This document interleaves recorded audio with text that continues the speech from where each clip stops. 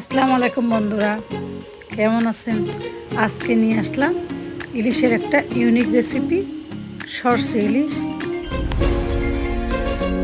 আমি সাধারণত যেভাবে করি খুব সহজভাবে আপনাদেরকে সেভাবেই দেখালাম।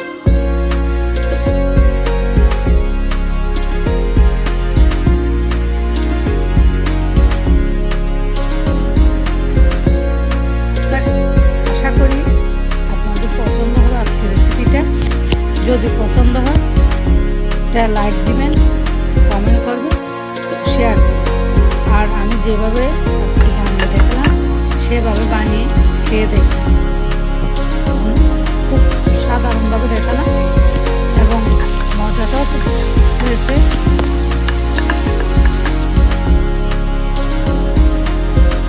সরষে ইলিশ অনেকে অনেকভাবে রান্না করে, আমি এভাবে রান্না করতে পছন্দ করি বন্ধুরা।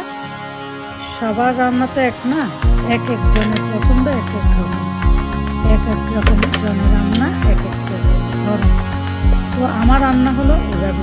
আমি খুব বেশি ঝালও খাই না, আবার খুব বেশি তেলও খাই না। আমি সাধারণত সরষে ইলিশ এভাবে রান্না করতে পছন্দ করি বন্ধুরা।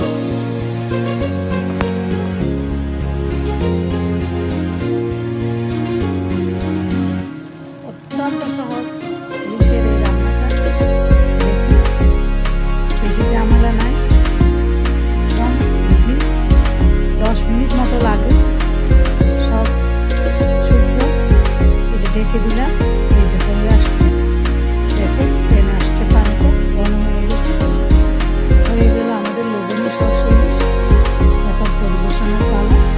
মাটির চালা এটা নিয়ে প্রত্যেকটা পিস সুন্দর তারপরে সরষে পাতা দিয়ে দিলাম।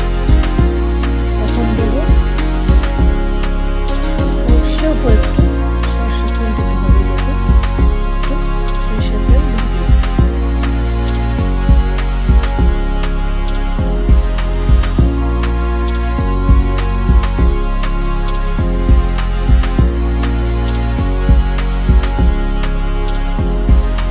খুবই সিম্পল এই রান্নাটা, কিন্তু খেতে অসাধারণ হয়েছে।